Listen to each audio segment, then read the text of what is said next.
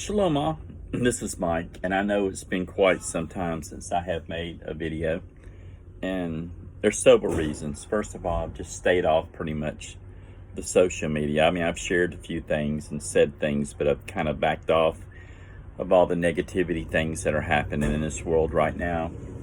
At one point, it really got me down, and it still bothers me, but I felt like I needed to really share this message with anyone who wants to listen.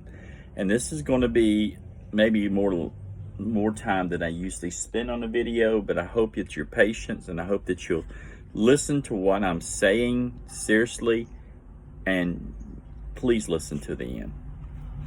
It's not a sales pitch. I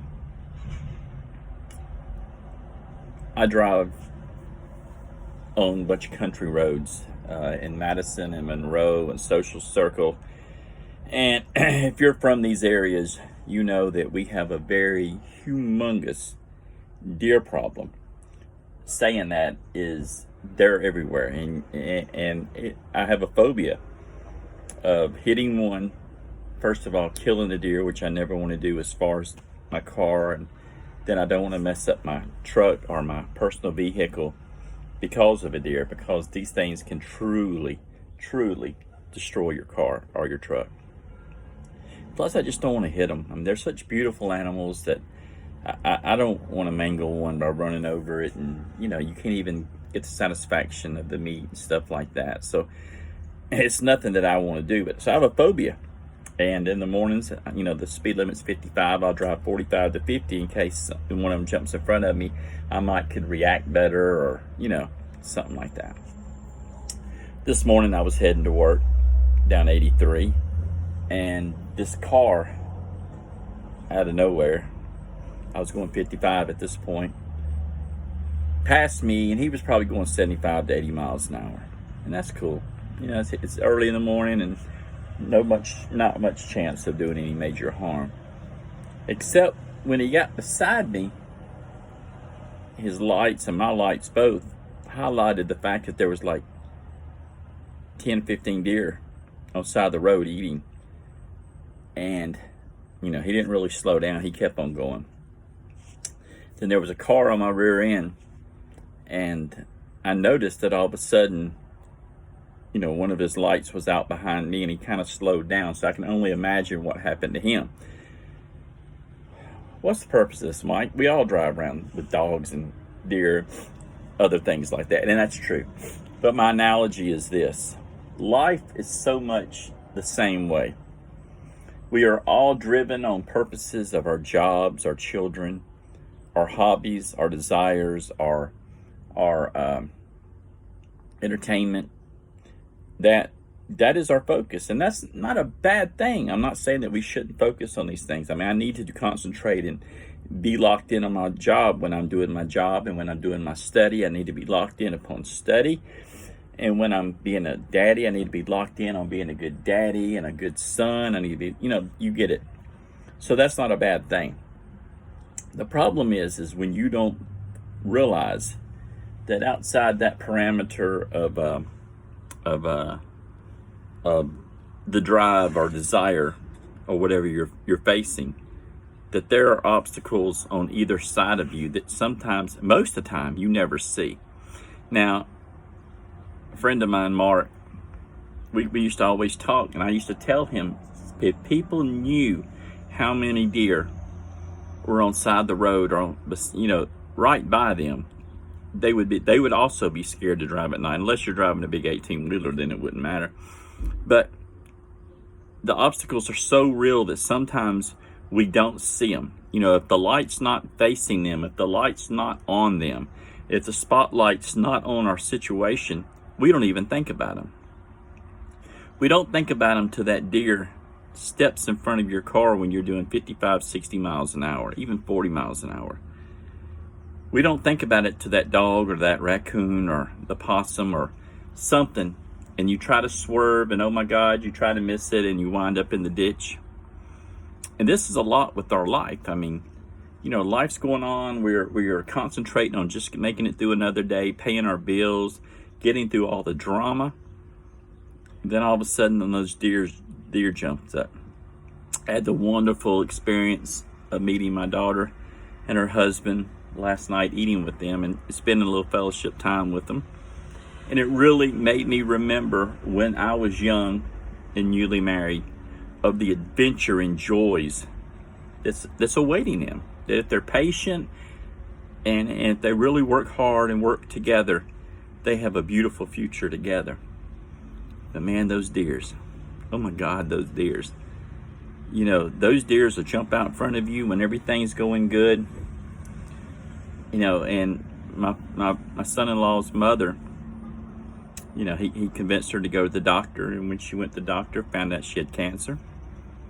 So they start working with her on the cancer, and they put a line in, and something happened, and now it's messed her up to where she'll be a diabetes type 2 for the rest of her life, and there's nothing she can do about that. Deer just stopped right in front of him and her, but they're handling it, and now they're aware of the situation. I can go through my life experiences of, you know, my sister dying tragically, my daddy with cancer, my grandfather dying of black lung, my father-in-law from my first marriage dying of cancer, so many uncles, so many aunts, so many people in my life whom have died. A divorce. After 20 years of marriage, a divorce. Estranged from my children, my first 2 children, for years because of stupidity. These are the deers that I'm talking about in your life. That you're going on life thinking life is just so great, and it is, and enjoy the times. But man, watch out for those deer. Right now, the world's gone crazy. We're focusing on hating each other. We hate blacks, we hate whites, we hate Mexicans, we hate Jews, we hate everybody. Everybody, we hate each other. Why is that? Because this time, the deer are being orchestrated. We entered this year, high hopes, everything was going good. Then March the 11th, around here, we went to hell in a handbasket with the coronavirus. Never was that bad here. And I think that when you find out when history's written, it's going to be a lot of overrated. I'm not saying a lot of people don't have it, but the deaths are going to be taken down to hardly nothing because they were anybody who died was given credit for corona. And come to find out now they had other major diseases and stuff that they died from. But anyway, this big deer jumps in front of us this year, and man, we're still not recovering from this. They're still wanting us to wear stupid masks and things of this nature to fight a virus that obviously everybody can get, but the death rate now is nothing. And now all of a sudden we're starting with racial tension. That deer just jumped out in front of us. But the whole time, the 20-foot deer in the field that nobody's looking at, that's fixed to run out in front of all of us, is when your favorite politician, your favorite movie star, your favorite businessman, your favorite entertainers, all these people are going to be found that they are participating in something worse than you've ever imagined. Worse than anything you could everly possibly think of. And what I would recommend that you do is go to Netflix and watch Epstein. The documentary about him. Still on the new list. It's not graphic. It's more of a documentary that tells you the story of these girls. And I'm not going to go no more into that. As you know, his assistant, the ringleader, the recruiter for his girls, has just turned herself in. People, this is going to be huge. This deer is going to flatten everybody when if the truth starts coming out. Because it's going to affect everyone, with people that you know, your stars, your pop stars, your everything, is the people that are tied up into this. So get your eyes open, because what we're seeing is nothing to compare to what's fixing to happen in this country. I'm telling you, things are going to be shaken. Your faith is going to be shaken. Everything that you believed in with this country, this matrix that you've lived in, is going to be shaken. And you need to be ready. Your religion's going to be shaken. Your faith is going to be shaken. Your way of life is going to be shaken. But it's coming. And I'm just warning you now, as I do every morning driving to work from Monroe to Madison. Look out for those deer. Sometimes you can't stop them, and I'm telling you, you're not going to be able to stop this deer. But you need to be prepared. Have a good day. Not trying to scare nobody, but this is a reality that nobody wants to face. Be careful. Smile.